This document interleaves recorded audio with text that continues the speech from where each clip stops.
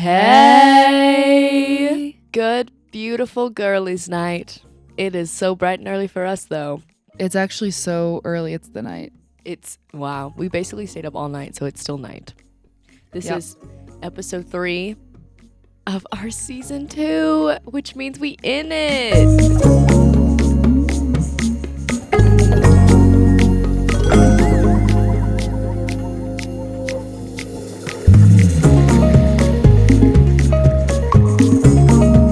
We in it. If we get this up, that means we were more successsucul than our last Then season attempt. 1. Yeah. Which means that it's all worth it. You know, we're actually doing the thing. Well, I always knew we could yap, though. yeah. We just had to hold a mic and edit it proficiently. But Anyway, Payson, what have you read? Anything interesting recently? anyway, I'm actually so glad you asked. Something that I'm reading recently actually is Mistborn, which you gave to me.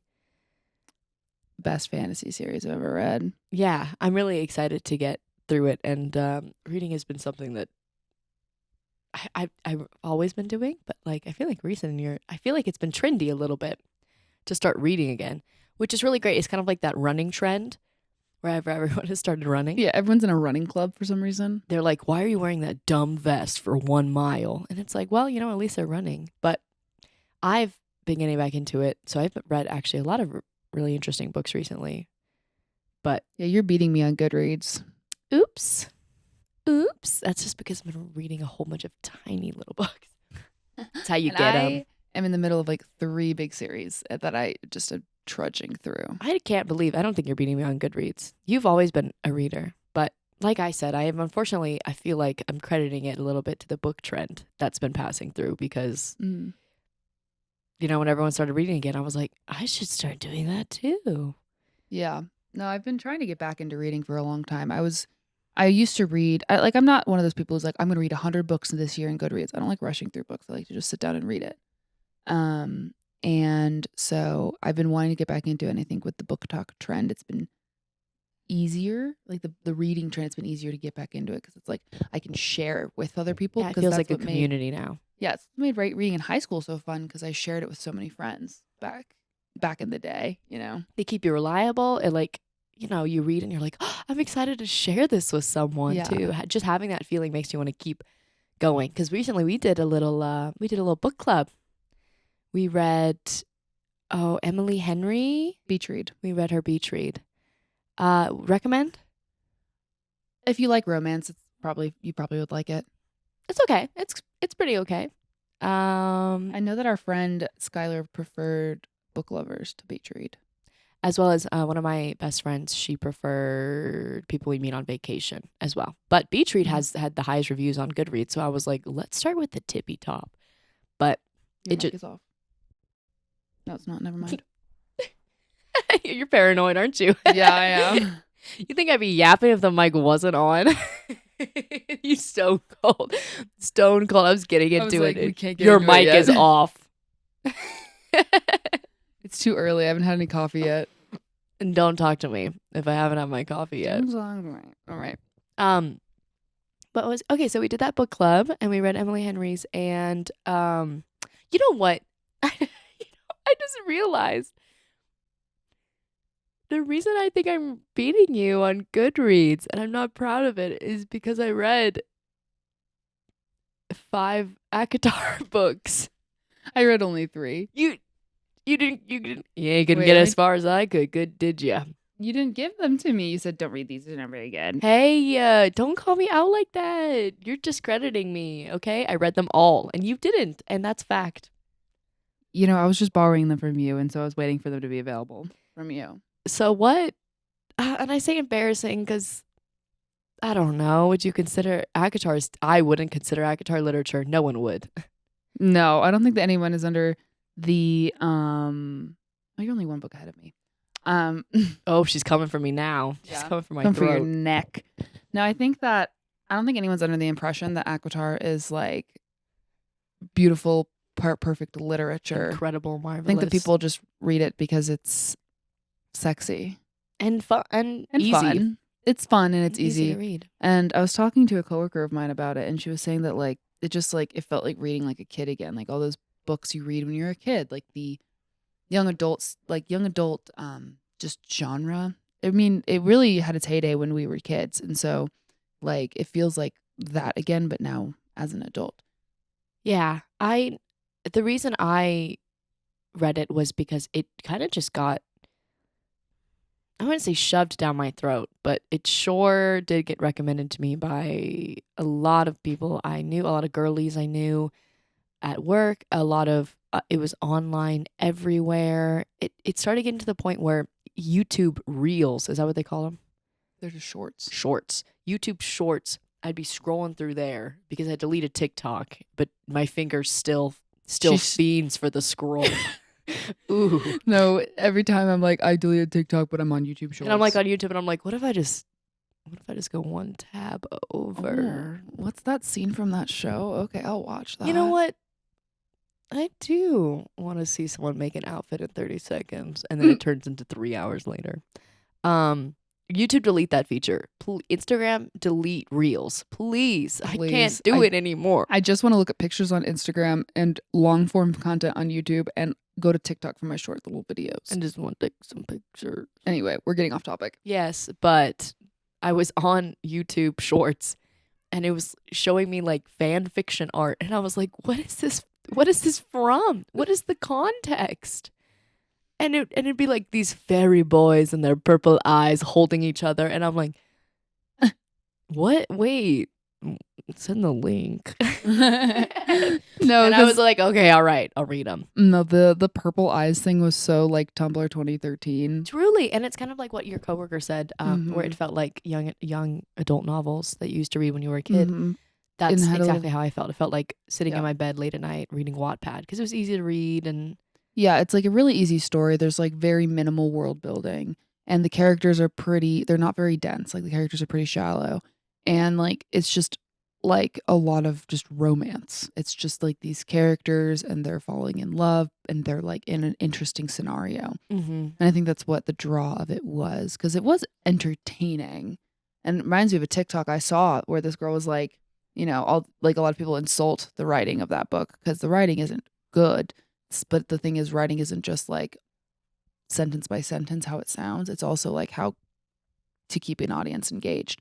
And so like that book wasn't well written on like the technical level, but like as a whole, it was entertaining. So she did achieve good writing from that.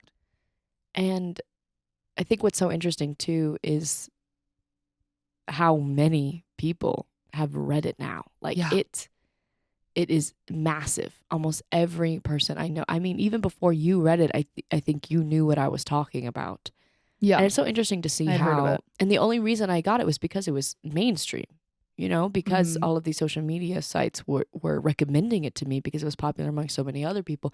So it's just interesting watching how trends now affect reading in general. Yeah.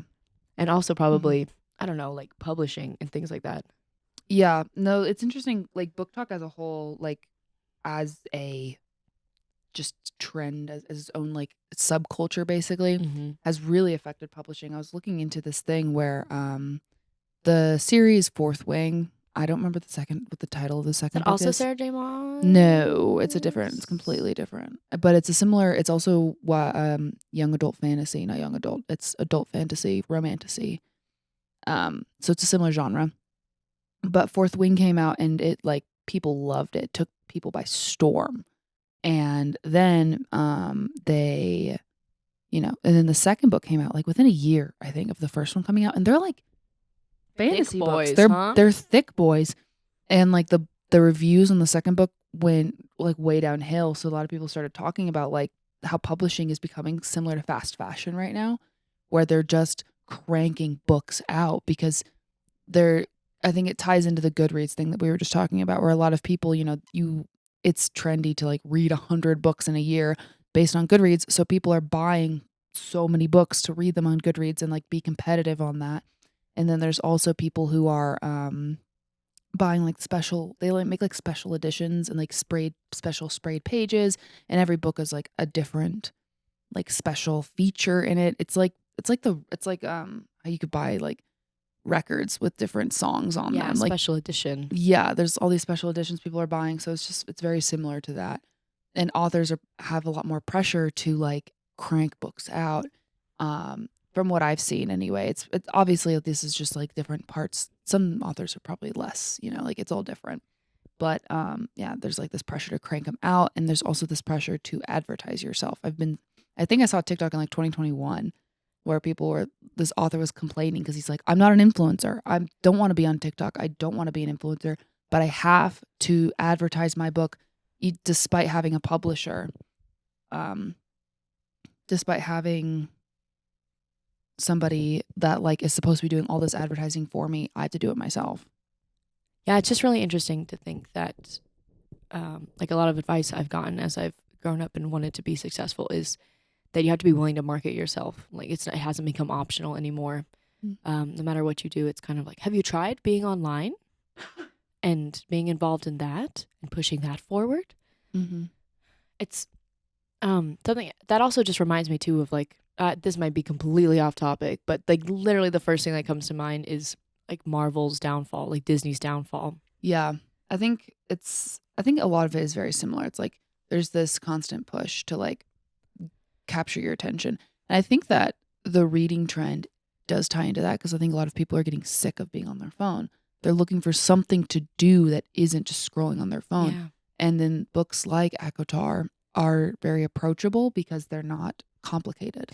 I think that reading has always been this thing that people assume is like takes a lot of brain power, takes a lot of like thinking, takes a lot of energy and intelligence. And I think that being able to read something like ACOTAR or Beach Read or like these romances and smutty books that they're fun, they're enjoyable. You get to read them and you're not on your stupid phone. Yeah. And as much as I said that I was embarrassed, or as much as I said that it wasn't an incredible work of literature, I still credit ACOTAR for getting me, I don't know, making me feel like I can actually say that I have been reading. What have you been up to? I've been reading. Like I just read like 10,000 pages worth of fairy smut. Okay. And I would like some credit for that because I peeled back my lids and I glued on that page and I finished it, even when it was brutal, even when it was hard, even when it was not that good. Even when I was skimming, I skimmed those books. True. I mean, yeah, they were skimmable. I didn't skim the important parts. I didn't skim. Yeah, and I think it's kind of amazing that I wouldn't have read it if also so many people didn't say it was great. So kind of like what you said, where it's nice to read and it be easy, and it doesn't have to be this exclusive, complicated thing. Yeah, that's why so many people I think flocked to it, and that's why everyone told everyone else because they knew that everyone was capable of reading it. Yeah, and it's kind of fun. Yeah. And it helped me get back into reading the not so fun books. Like I have a lot of, like I just said, I'm in the trenches of a couple very thick series. Do you have a title? I'm currently reading Beholder's Eye by Girlie'S Czerneda. It's a science fiction trilogy that I found from the 90s. That sounds very interesting. And then I'm starting Eye of the World, which is like a very with the Wheel of Time series, which is a very popular, a very big fantasy series that actually was written by Robert Jordan, but he died before he finished it, and it was so well outlined that Brandon Sanderson, the writer of Mistborn, finished the series. That's incredible. Like I did not know that. I recently learned that. I was like, this is such an interesting topic, interesting thing I should share. But yeah, so I think that that's cool. It's like 12 books, and they're like 1,000-page mass markets. Do you know at what point that he died and Brandon Sanderson took over? I can't find it. That is so interesting though that like you didn't. I wonder if reading the books you would have noticed a shift in tone or anything. I think that it's really what made Brandon Sanderson very successful because they were like to do something like that. It's incredible. I think it really got his name out there, and to honor the work, to not be like oh let me just take over that and make it mine. No, it was like no, I want to do this. I want to finish it. Yeah. So I started that series, and then I'm also reading like other individual books that I'm trying to get through because I've been trying to get through them for months. And those are all sci-fi? The fantasy, Wheel of Time is fantasy. The Beholder's Eye Web Shifter series is science fiction. Are you reading those for research or fun? Just for fun? You're not reading it. What is the book that you're writing? Is that fantasy, sci-fi? It's science fiction and his alternate history. A little sci-fi. It's technically sci-fi because it's steampunk, but it's alternate history as well because it doesn't take place. Miss Calista's writing a novel. Don't tell anybody that. It's embarrassing. That's embarrassing? I feel like everybody's like, oh, when I finish my book. Are you everyone? I know no one who's writing a book. How many people are you meeting that are like, yeah, I'm doing a memoir of my life. That's cringe. Because who are you? I don't even know you, my dude. I just met you and you're writing a book's incredible. And it's a young adult series I've been trying to build since I was a 17-year-old. Pretty awesome. Like, I really want this series to exist. And no one's out. No one else is fucking writing it. Well, it's might as well do it myself. When you have an idea for a book and you're like, guess I gotta do it myself. Guess I gotta write my own book. Anyway, but I did have a point I wanted to bring back to with the ACOTAR thing. Mm-hmm. A lot of people are talking about feeling like you're a kid again when you're reading it. Yeah.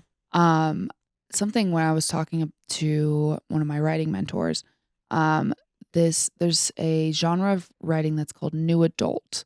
And that's where ACOTAR kind of falls. It's between young adult and adult books. It's for kids between the ages of like 19 to 23, basically. How recent is this genre been created? Do you know? Or like a few years. Like I think it was around the time I became a new adult, because young adult became a thing, and then all of us young adults were growing up and we're like, where's this genre? Like, I want to keep reading. And so it kind of started getting invented. But what he was saying is, if you advertise and market a book as new adult, it is less likely to sell to publishers, because publishers don't think that kids in college are reading very much, because we're so busy. They're busy at college. And it's interesting because when I was 18 and 19 years old, I needed a book like ACOTAR to read because I was like not reading anything and also not in college. So I think that what I was getting at is that it's hard to market new adult books still, like ACOTAR and Fourth Wing. These books with graphic scenes are being marketed to children.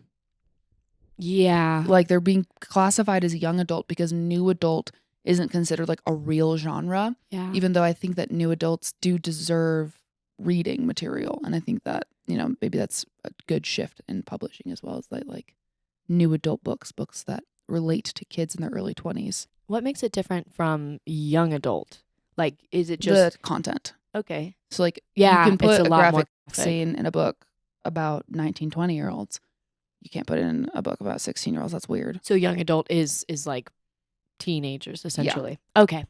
Well, that's so interesting because I never realized that gap existed until you wander the library and you're like, no, I'm looking for the specific thing where it's right in the middle between easy to read, light romance, but then I'm an adult now, so give me a little bit more mature content. It's kind of like, it makes me think of like, I don't know, like, Do All the Boys Have Kissed Before on Netflix? And then like Game of Thrones. Like, that's really like, there really is a huge gap that exists. And I have felt that wave coming in. Maybe it's because we're the demographic that it's targeted in, so we're more aware of it. But that's so, I'm glad that that's becoming, it'll probably grow. It'll probably be expanded. They'll probably like pluck out books from other genres and things like that to put them in and catalog them. It does tie into like how I was talking about writing a book, because the series I was writing was meant to be marketed for people between 17 and like 21.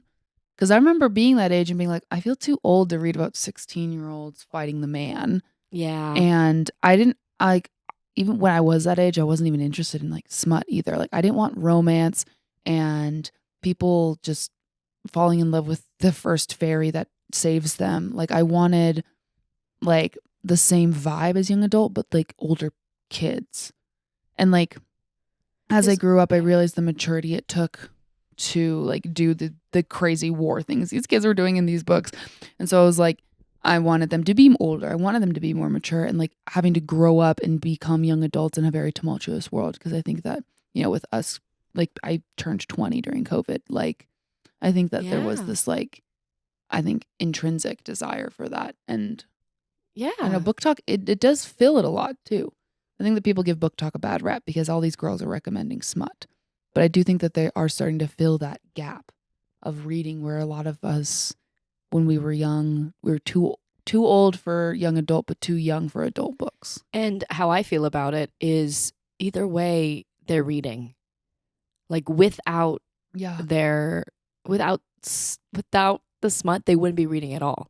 They would just be on their phones. Yeah. Probably looking at porn. And everyone likes what they like, you know? And even like, and also smut gets a bad rep, but then once again, let's go back to Game of Thrones, but then also Game of Thrones is this huge acclaimed series, and there's so many graphic scenes in that show. A lot of graphic. Yeah, that as well. Like a big pinnacle in a lot of fantasy is like the amount of fantasy, like acclaimed fantasy, because they're period pieces stories. They're not supposed to be period pieces. There's dragons. Dragons haven't existed. Yeah, yet they always keep the like misogynistic. Dragons and magic. Literally. No, that's always pissed me off about both those genres. Is like they maintain very misogynistic and patriarchal standards elements, for like yeah, and heterosexual, heteronormative, all of it. Like they're very like. This reminds. Oh my word! I wish I could remember what that book was called. But I read a fantasy book and I remember going off about it. We've had this discussion many times about how a lot of the books that we read, like when we try to escape into fantasy, and they're written by, I don't know, a lot of them are, the genre's pretty taken over by men. Yeah, it's very difficult to get into as a woman. And I was reading this fantasy book. And I cannot remember the name. It was probably about 6 months ago. Something. The Name of the Wind. The Name of the Wind. And I was really enjoying it. And then as the book went along, this young protagonist, there was taken account. There was like 2 women in the whole thing, or 3 or something. And one of his mother, one was the girl that he wanted to be a girlfriend, and the others were all whores. And he was just walking around having these amazing powers, being the best at everything, going to this wizard school that women weren't allowed in, and all of these amazing elements. And then the one thing that they had to include, as modern as it was written, or as much as they like mixed in horses and carriages and like lack of modern technology and yada, yada, yada, they were like, no, let's make sure that we keep women submissive. Let's just make sure that they get nothing. Let's keep them powerless. Let's keep the patriarchy. Let's keep them as whores, and let's only write 2 in. Like, they had no power. They couldn't go to school. They weren't born with, they had no chances of anything. And it's like, I'm trying to read this novel to escape, and I look around, and they have all the power in the world to just make them equals, or to make sure that women have just as much fun reading this book as the men. But for some reason, it's mostly just within themselves. Yeah. That they want to. That's probably another reason like romantasy has become so popular amongst women, because women do like fantasy. I think that there's this misconception that women don't want to read science fiction, don't want to read fantasy. Women like that stuff too. Women also want to escape into a world where they have superpowers and they live with cool technology, and there's all these different things that are fun about those books that I think women also enjoy. Yeah. And it's hard to enjoy, acclaimed fantasy novels like that because there's no escape. Like you were just saying, like women don't even have powers in it. Like they just are or a girlfriend or a mother. And it's like, it would have been, and that's probably why in romantasy gives women agency. Women aren't getting raped in these fantasy books. Women are, I don't think Feyre has a ton of agency. She's kind of, a shell of a character. But you know what? She gets some very dick. Yo. And don't we all need a little? And, she gets a lot of superpowers. She's really just a vessel for us. Yeah. She's a shell of a character, but it's kind of on purpose so you can kind of escape into her.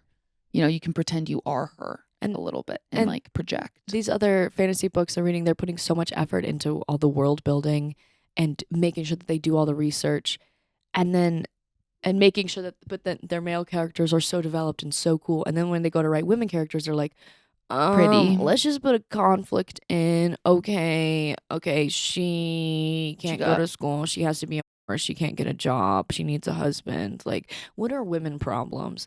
So, you know what? Give the ladies some space. Give them, and it's labeled smut. And I feel like just because sex is predominant in it, but ACOTAR's labeled smut, and there was maybe one sex scene in the first book. Per book, essentially. And it's there's like 1 to 2 good sex scenes per book. And I guarantee that Game of Thrones has quadruple the amount Oh yeah, of like mature content. most fantasy has a lot of sex in it. And like that's why Brandon Sanderson is like fun for people who don't want to read sex, because he doesn't write sex into his books. But like yeah, fantasy, sex is a part of fantasy. It always has been. I think what I find most frustrating about ACOTAR is I wish the world building was more solid. Yeah. I wish that those 600-page books we spent more time with the world building, more intricate. I wish it was more detailed and intricate when it came to like the Celtic influence. And I wish that Pharaoh had more like agency. Truly. I wish that she made more decisions and fucked up more and like put herself in more danger. And like I wish more characters died. Like I wish that there was just more stakes. And because I like female driven fantasy. I want fantasy with women at the forefront.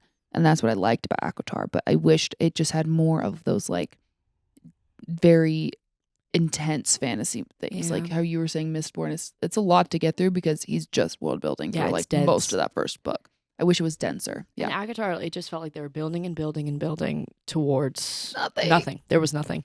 But like the main conflict didn't even feel like conflict to me. Like the main conflict was basically the relationship, and I did not like that. I like when the relationship is the B plot, and then there is a big plot. Different strokes for different folks, and I think that's what got people into it in the first place. Yeah. And overall, just talking about ACOTAR, overall, it's just people are going to read what they want, and I think that people should be allowed to read this genre if they want, even if it's not very well written, because if they weren't, they'd be staring at their phones. And so just give them, stop shaming people for it.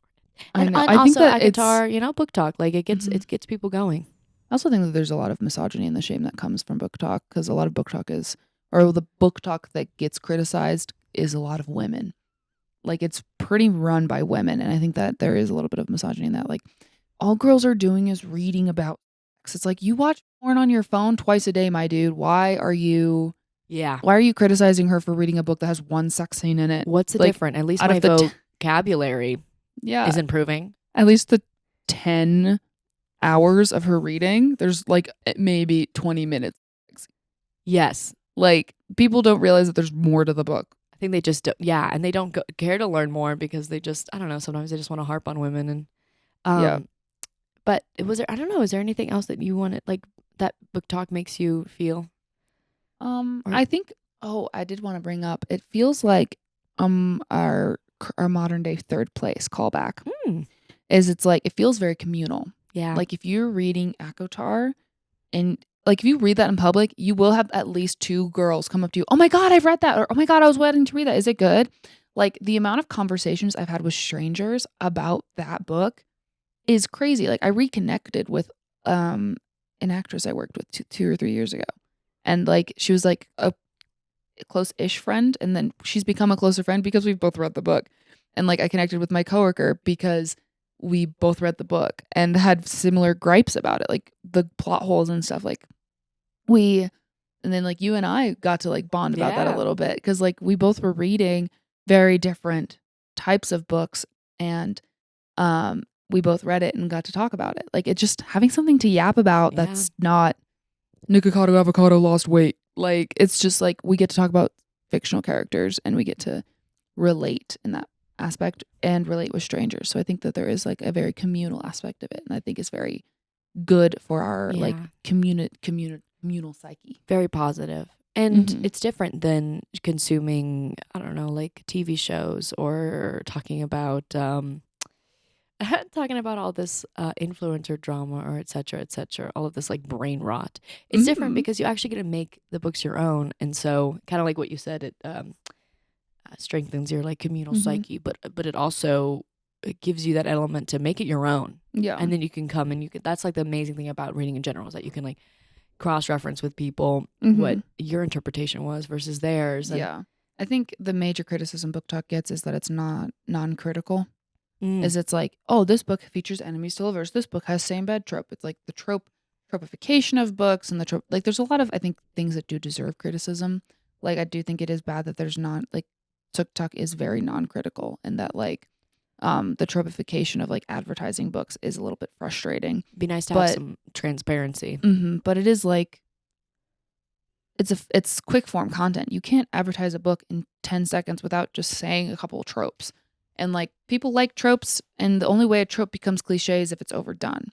So like I don't think that it's bad in the sense of like it feels like it's taking away the intellectualism within reading, but I think that there's parts of booktok that do have intellectual reading, and I think that people are just not seeing them. Like you make your own For You page. You can find people that recommend like Dostoevsky's The Idiot, you know, like instead of Akotar. That's exactly what's happened to my page, is that it started with that. It started with all of the fairy fan art and then making out and everything and pick art. And then it turned into a lot of other different references and, you know, Virginia Woolf and Sylvia Plath and etc. And so you know, it starts as this broad thing, but then it does get narrowed down. Well, I feel like we could yap about this topic for hours. But I think we're about at time. So yeah. I mean, I guess a good discussion after this is like, you know, maybe not being overly critical of everything that comes from TikTok. I think that there's always something good to mirror the bad. So like being able to find a balance and figure out, similar to when we talked about the 90s thing, is like finding things that work for you and a way to like get off your phone a little bit. And, you know, I read outside so I can get touch grass as well. So it's like being able to step away and, you know, engaging with content critically is a good thing.